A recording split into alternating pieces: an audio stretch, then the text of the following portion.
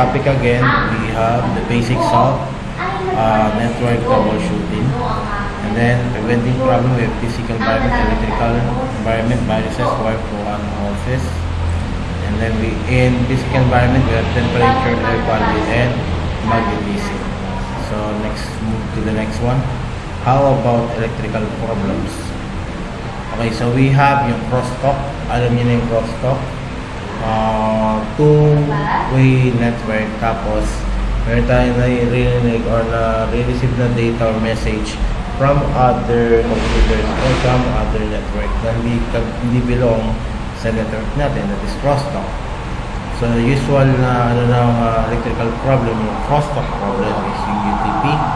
Ang solution po ay yung STP. Let's go to Google and look for the meaning of this UTP. So, what is UTP? So, UTP stands for UTP network cable. Okay, so untwisted pair is UTP, and the solution is STP. What is STP? So STP stands for spanning tree protocol. Okay. Spanning tree protocol. Let's go to the images. Ito. So we have a central switch. I don't know. So a ring type. Spanning tree concepts. Ito is star. PC, let us see this. So lumalabas parang meron siyang pinaka-central na switch. Okay. Ito main link, redundant link. Ito katulad lang nito. Ito. This one. RP, root bridge. Testpad to root bridge. So lagi siya pupunta sa root bridge. Although maraming switches, dapat determine natin yung ating main switch. So parang star mangyayari. So from one network to another network to the main switch natin. Yung solution sa STP. So going back to sa STP, STP is spanning tree protocol used to prevent looping within a network. So kumbaga may pinababagsakan na central switch para iwas sa redundancy, iwas sa looping. Ibig sabihin looping redundancy yung paulit-ulit. Ayan, naiwasan siya through STP dahil may central switch na binabagsakan. So that is for UTP problems or cross-talking. Next, we have yung noise. Again, noise is yung broadcasting ng Wi-Fi. So we have EMI and RFI solution. Properly ground equipment. Dapat naka-layout yung cable ng mga IO, version for electrical cabling. Ayan. Avoid tracing cable close to possible EMI and RFI sources. Use shielding cables whenever possible. So, dapat yung mga cable na kuryente natin or di ba na cable na kuryente, example, yung mga charger, like yung charger ng laptop, okay? Dapat laging nakabalot. Kumbaga, shielded covering. Kita po ba ito, class? Yan. Pagka may loose dyan, dapat takpan ng electrical tape. So, for iwas po sa discussion sa kuryente. Naintindihan po ba, class? Dapat yan nakabalot lagi yan sa shielded protective covering. Kita po ba ICT? Kasi minsan kakaroon ng kita yung wiring, dapat natatakpan siya ng electrical tape.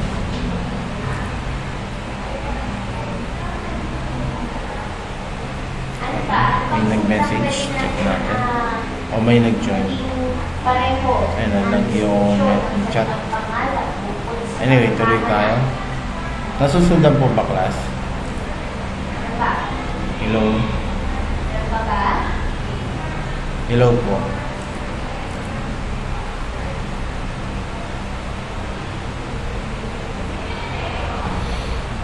Wala na, paghanap na. Okay. So, sa paghanap ng datos. Yan. So, yan ang ating gagawin sa data para mas magiging ang bawat isa. Hindi na napakalalim ng mga idea nila na makikita ng nila sa sabihin na pangalan. Okay. Yung paghanap ng datos, paano nga ba na hinahanap ang mga datos sa atin? Sulat sa ating person. Nandyan na ba kayo? Okay. Yes, sir. Nag-disconnect ako. Ulit tayo. Nasundan ba ito? Regarding EMI, RFI. So, dapat yung mga electrical devices natin ay nakabalot ng protective shield. Ano? Use shielding cables whenever possible. Pagka may nakita na kayong parang balit ng kuryente, yung tanso, kumbaga, takpan na kagad ng electrical tape. Okay? Next po, still on electrical problems. We have static. So static, we have yung ESD or electrostatic discharge. Parang paglalabas ka, galing ka sa malamig, sa aircon, magawa ko sa pinto, mag-ground ka. So ganoon din sa computer unit. Especially kung nasa malamig kayo, naaaw ka agad sa computer unit.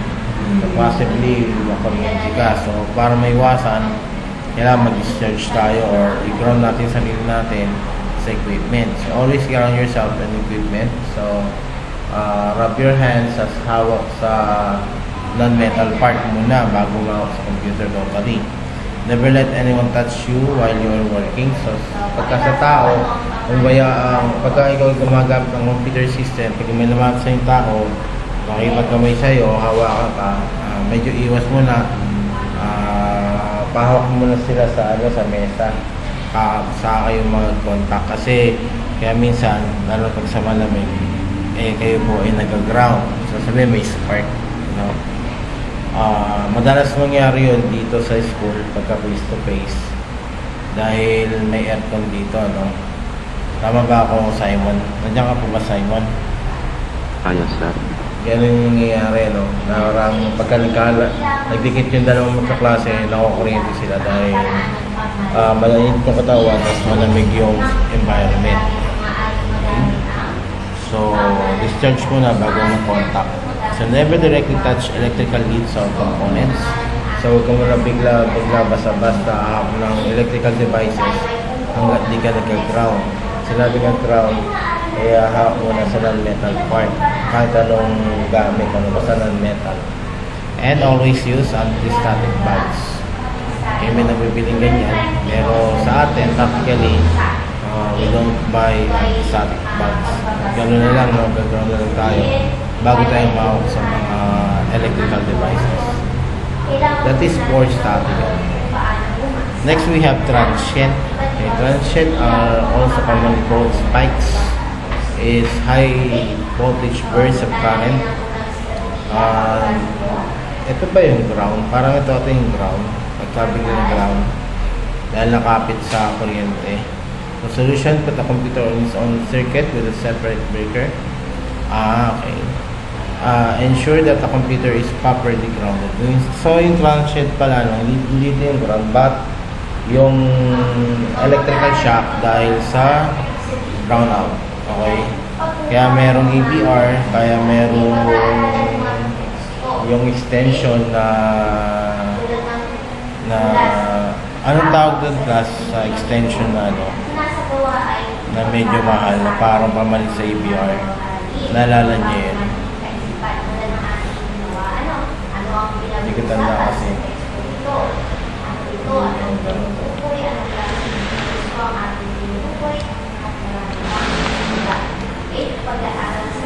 Tandaan niyo yan? Anong extension? Yung protective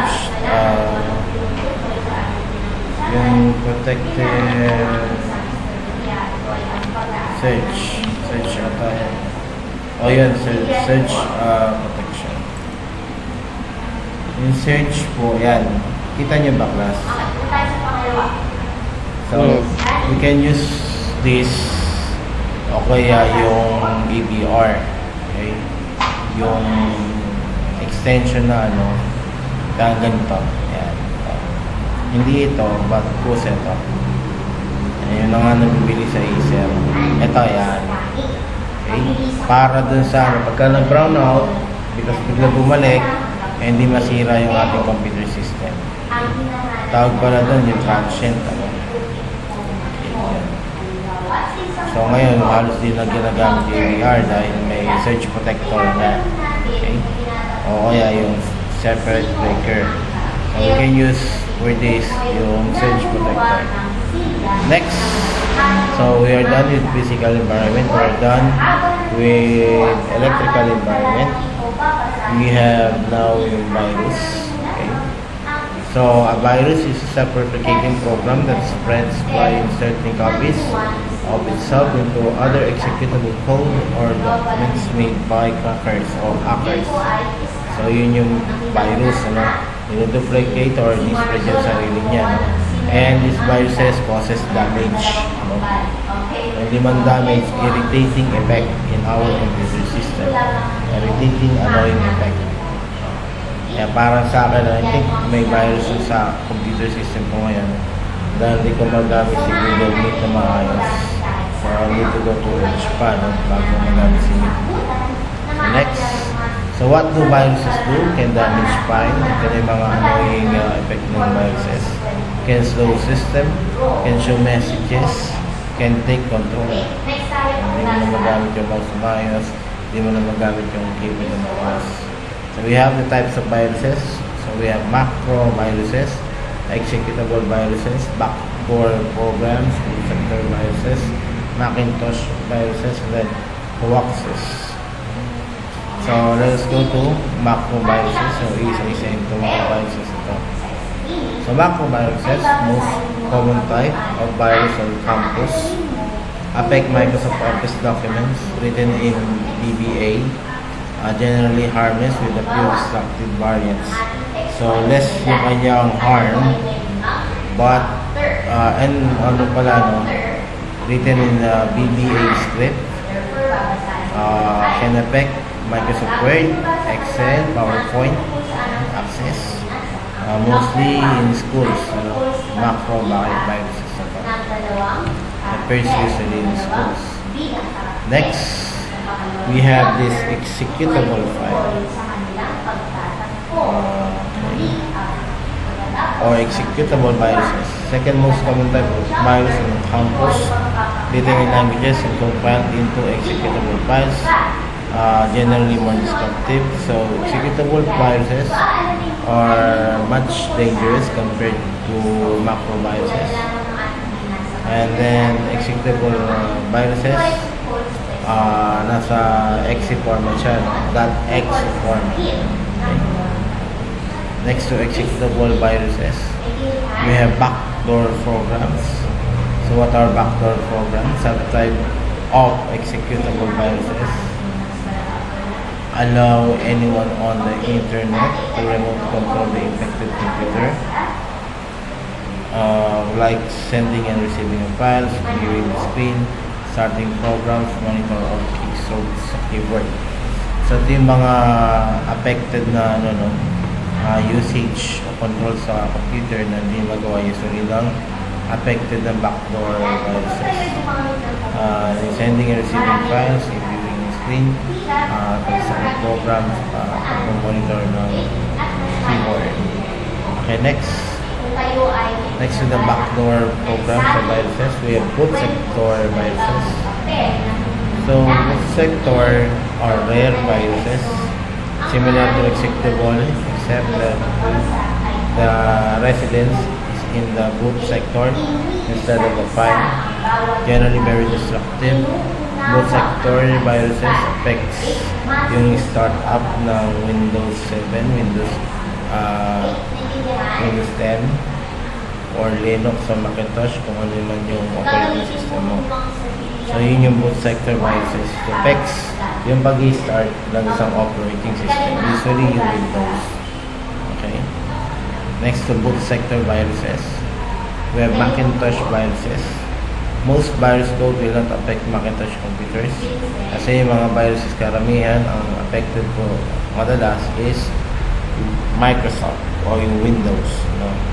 Pero kasi kung sabihin ng mga viruses ng Macintosh, siguro meron din. Pero mas konti lang. Kadalasan macro viruses yung na-apekto ng Macintosh computers. But almost virus-free yung Macintosh computers o Macintosh operating systems kumpara sa Linux at sa Windows. Number one virus prone is yung Windows kasi siya yung sikat. Okay? So, yan yung Macintosh viruses natin. So, hoaxes, warnings about viruses that do not exist. So, hoax, kumbaga, nag-warning siya ng virus. Pero actually, walang virus. Siya pala yung virus. So, characteristic claims the virus causes large amount of damage but lacks specifics on how it works. Claims a realistic person or company. And then, encourage you to pass it on to everyone to everyone you know.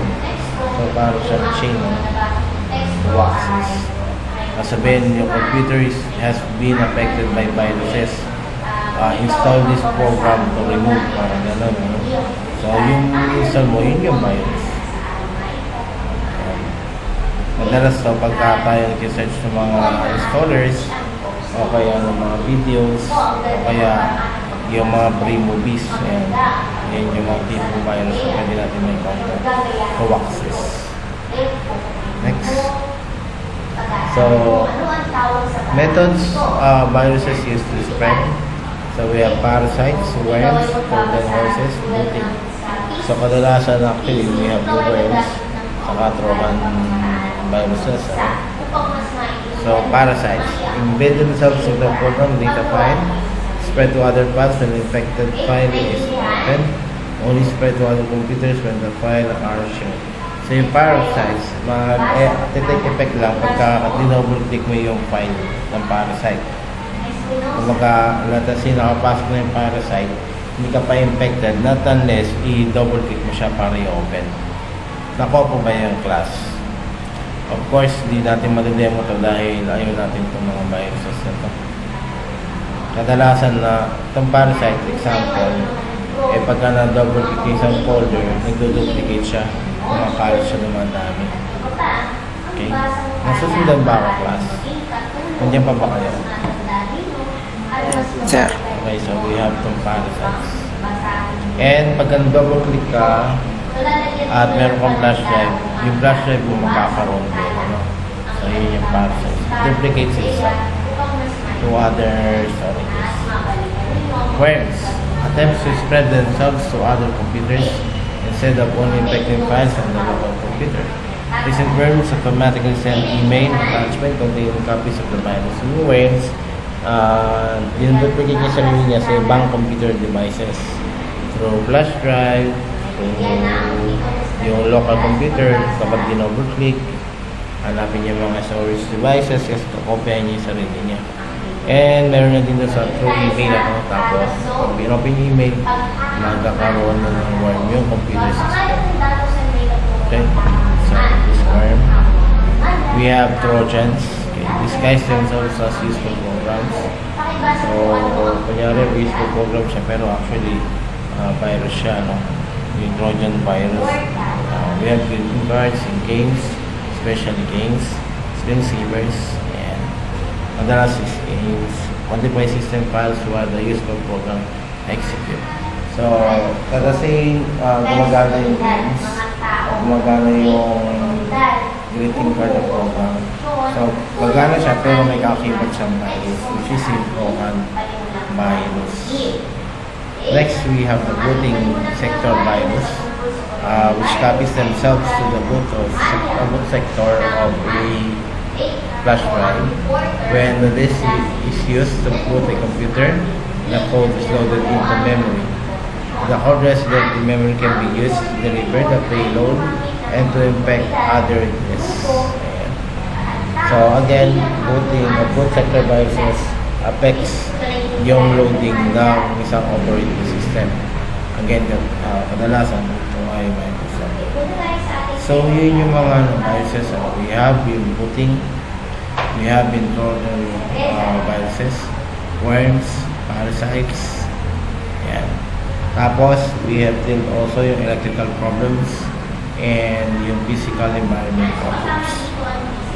Next time, how antivirus software works.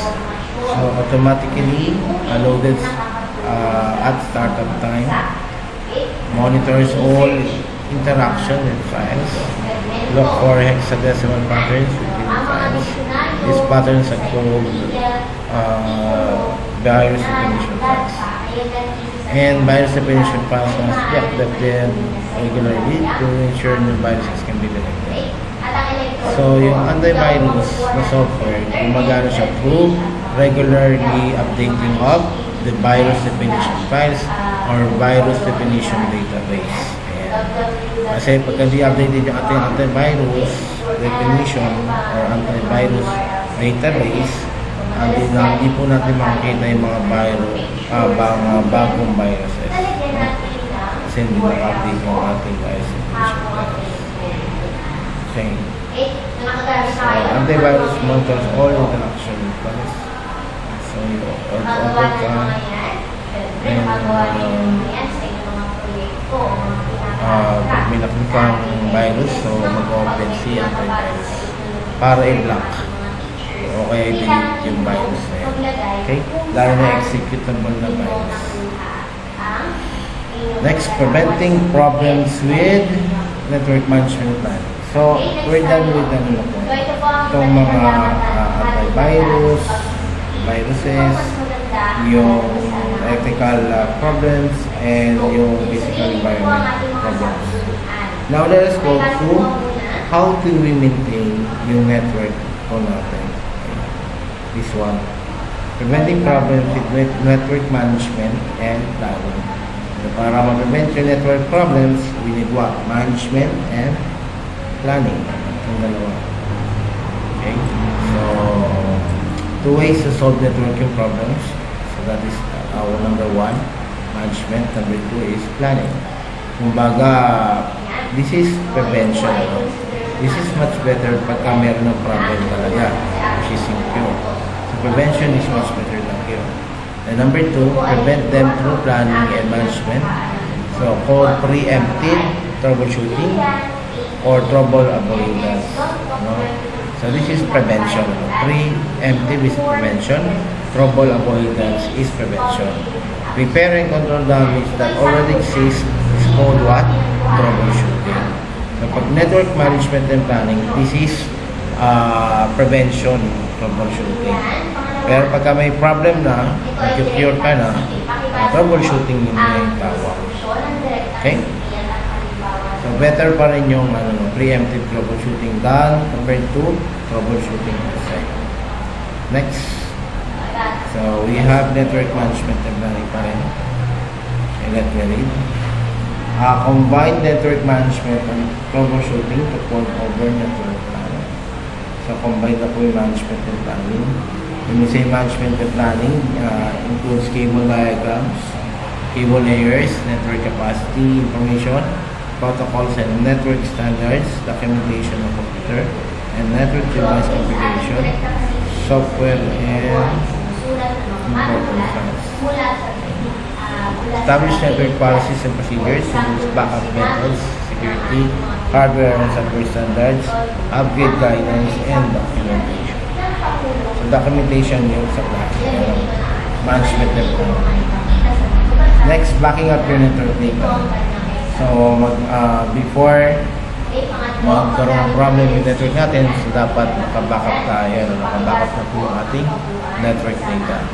So, to prevent data loss, develop comprehensive backup program including what data should be backed up in our open, so hindi lahat, at gano'ng kadalas, what time of backup will be performed, how open, and what time, who is responsible for performing backups, is backup system being tested regularly, is backup log complete. When there is backup data stored on-site and off-site, therefore, medyo secure ang network data or services. Okay? So, always backup. Especially sa cloud. Okay, backup methods.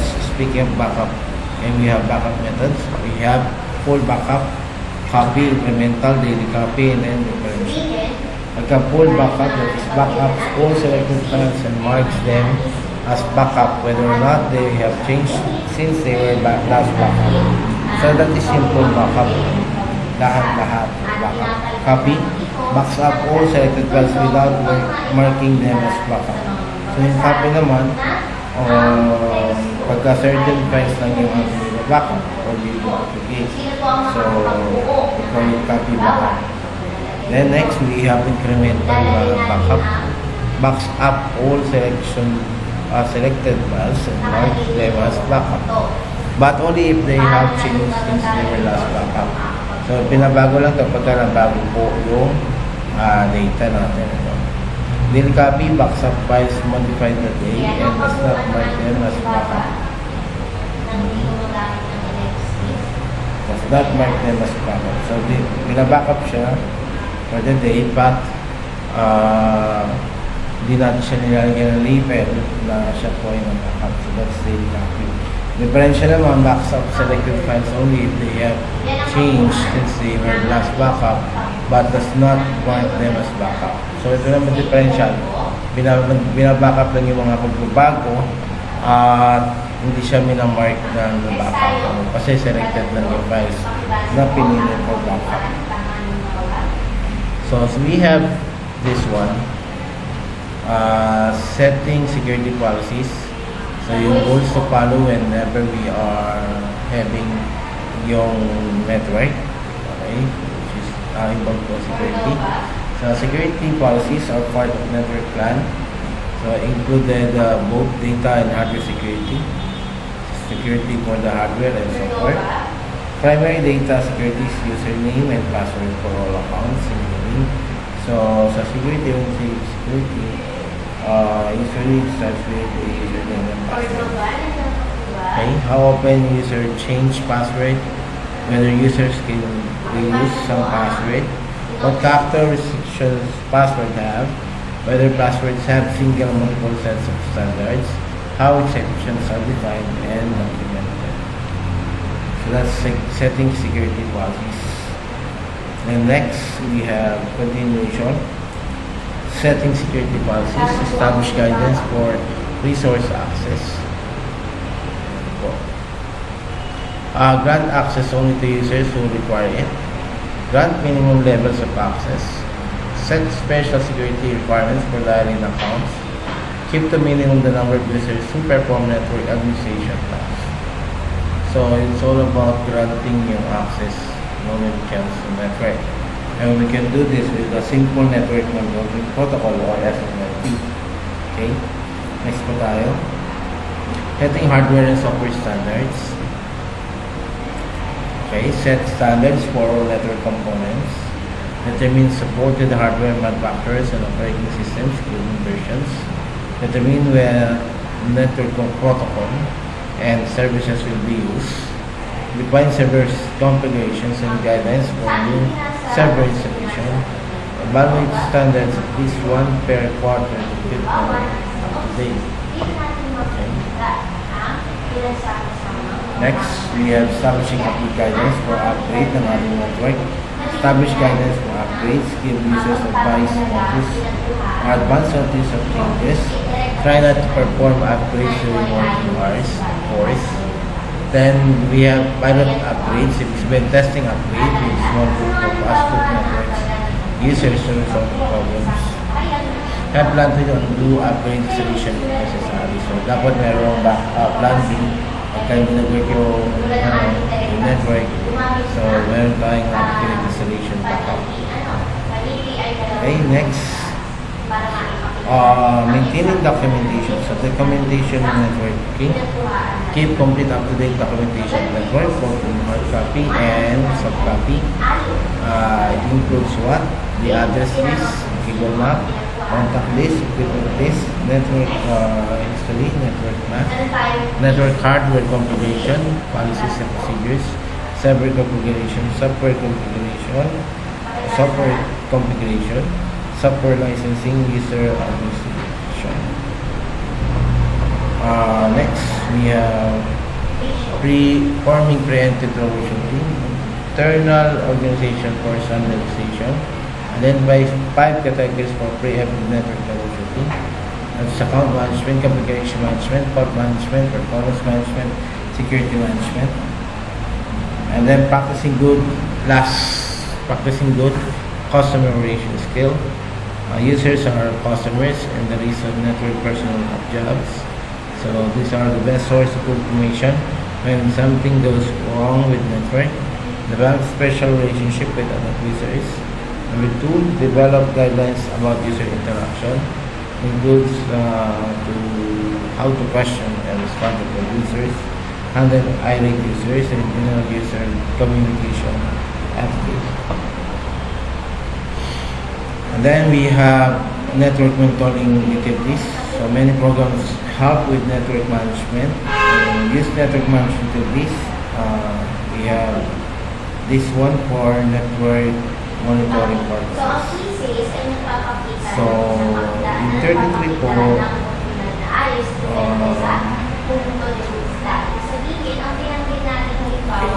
yung continuation ng using network monitoring utilities, which is ito po yung I think yung simple network monitoring protocol po natin ito, which is yung SNMP.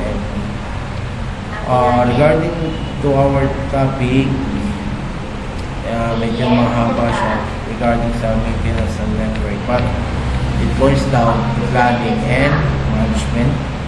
Then we have yung physical environment, electrical environment, and of course yung viruses.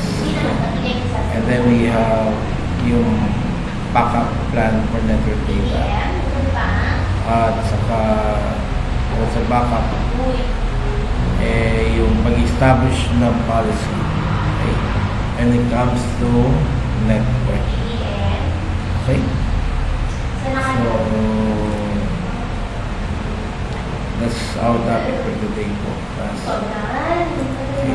So, nakatouch na po yan sa Google Classroom po natin. So, you can access that, and also later, after saving itong video recording, i-upload ko po siya as week number 6-1. Naintindihan po ba, class? Kumbaga, di ko na kayo pinagtatanong kasi wala tayong wala akong maisip na example. Kumbaga, hindi madalas kasi network management or network troubleshooting. Ang network troubleshooting natin, kung naalala niyo po, pagka may na yung network, ano gagawin? Pagka may na wifi, ano gagawin? Tapos ano yung mga network devices, paano siya set up yun? Which is na-discuss natin before. Okay po? Question po kasi ako po ay mag-attend sa po. Question po, class. Hello? Wala na po. Wala na. So, stop ko na yung recording, ha?